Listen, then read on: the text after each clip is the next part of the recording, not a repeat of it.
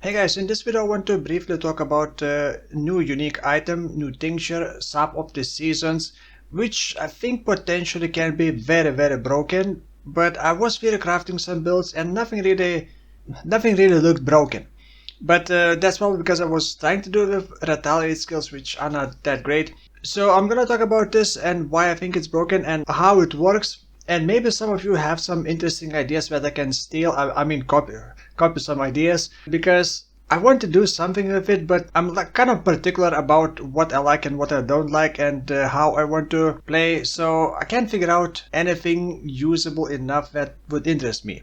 So here's the thing, this tincture, by the way, it's very cheap.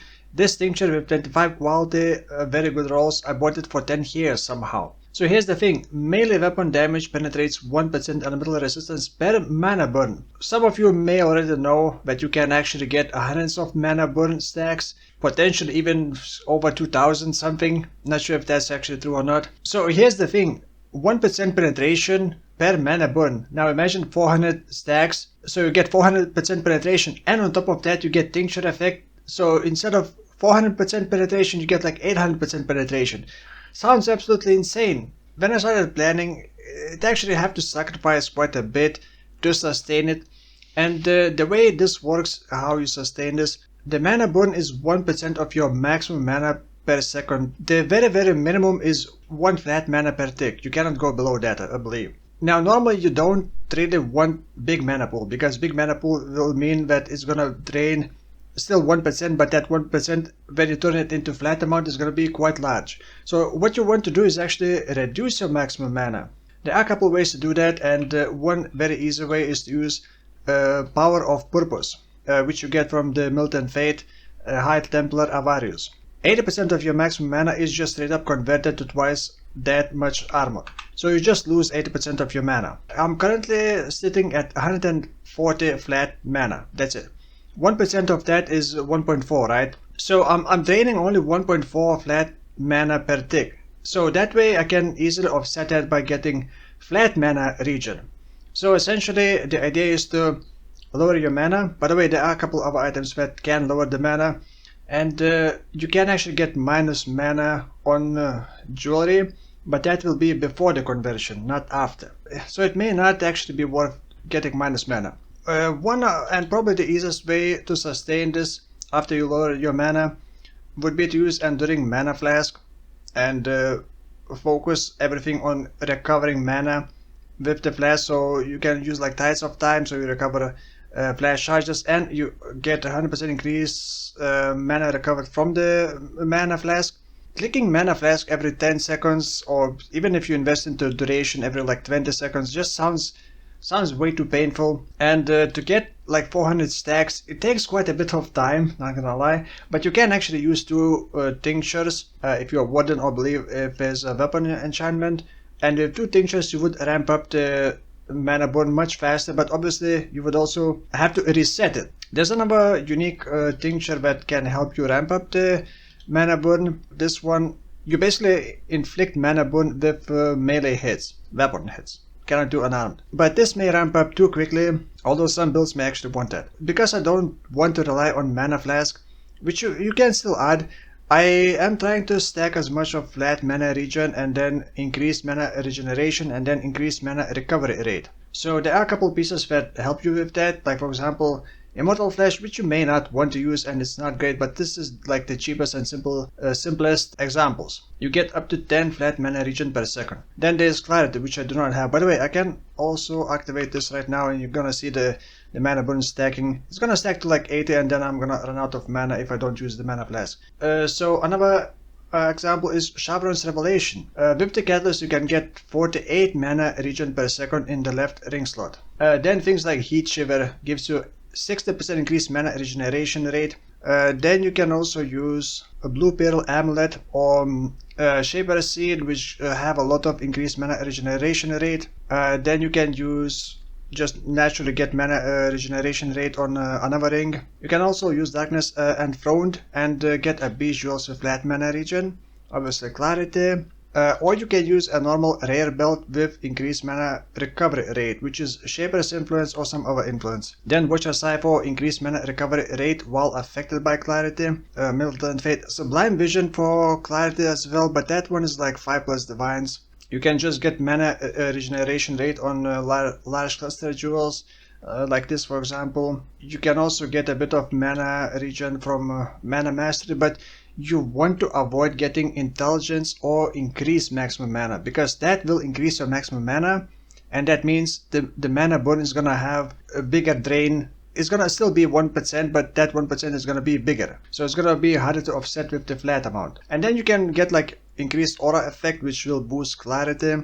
You can also link Clarity to like Empower. You may even want to link it to Arrogance, because you're only gonna have very small amount of mana, and anything that reserves your mana by flat amount is not really gonna work. Like Precision is gonna reserve all of your mana, essentially, even more than that. So you cannot really use that, but you can still reserve anything that reserves percentage. So like all the normal auras like Heralds, Blood and Sand, Arctic Armor. If you're using Sublime Vision, you cannot use other auras, but you can still use non-aura things that reserve mana. But if you use Eternal Blessing linked to the Clarity, that will disable anything else that reserves mana, so you don't want that. So there's a bit of flexibility how you can build this, and I've been trying to do something with this, but I really wanted to do Swordstorm, but it just doesn't seem that great with this idea. You need so many things for retaliate skills. Retaliate skills in general, I think are just bad. I hate them.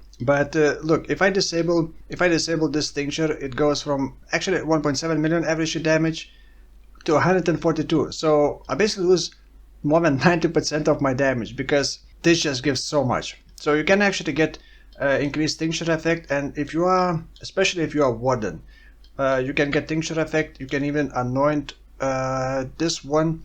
Tinctures have 40% increased effect while above 10 mana burn stacks, which is pretty much always if you're doing this kind of shenanigan. So yeah, I've been trying to figure out how to build around this, and I don't want mana flask, but I could use, I actually forgot to show. This is essentially like an old school Soul Eater where you keep ramping up your damage, but if you lose the flask, if you lose the tincture, you kind of have to reset it eventually. You lose most of the damage and you have to ramp it up again. This is the only tincture, as far as I know, that has this kind of ramp up. Well, there is another one that has a cap of 100% increased item rarity, but this one is actual damage per mana burn. Now another thing, as you can see, actually I have now 80 mana burn stacks, and I can go above 100.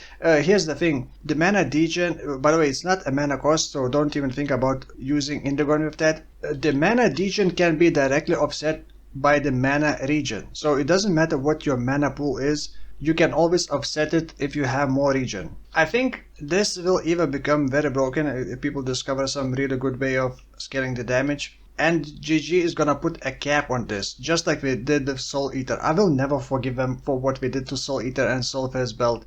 We just put a cap on of 45. Previously it had no cap. You could get like 200, 300, 400 souls and get crazy speed, and now it's just 45. Blech, boring. I hate when we put caps on fun. So this is fun, and mark my words, I think we're gonna put a cap on this to like 100 at most. Maybe probably gonna be like 70. Now monster resistances cannot go below minus 200, but you can still penetrate. So penetration does not have a cap as well. They may actually put a cap on penetration. We have something similar, which is Omniscience Amulet. But yeah, like planning builds with this, you kind of have to, like, don't need to sacrifice that much, and you don't necessarily need to get like 400 stacks. You can get like 200 stacks and still get good damage, but you're still probably gonna want tincture effect. Oh, another thing that I forgot to mention, this tincture mastery, 1% increased flash charges gained per mana burn on you. How many flash charges do you want per second? 60? Good, you can get that. If you have like 300 mana burn stacks, you are getting 300% increased flash charges gained. So if something triggers and you get like 3 flash charges, instead of 3 you would be getting 12 or 9 or even more or whatever. So this can be absolutely bonkers. For crit, for example, when you crit you have a chance to get charges, or just like anything that has passive flash charges gain, like every 3 seconds or every 4 seconds, it's just going to be absolutely insane amount of flash charges gained. So yeah, I think that's what I wanted to say. Like I said, I haven't figured out how I would want to build around this without sacrificing too much. So leave your ideas in the comments below because I'm looking for some kind of interesting build idea, attack build idea. It doesn't need to be like a single element. It can actually be even multi-elements, but it needs to be elemental and it needs to have decent survivability and decent damage before this tincture. I think that's how you should be building, like make a decent looking build that has some damage and defenses, and then add the tincture on top of that. So yeah, that's about all for this video.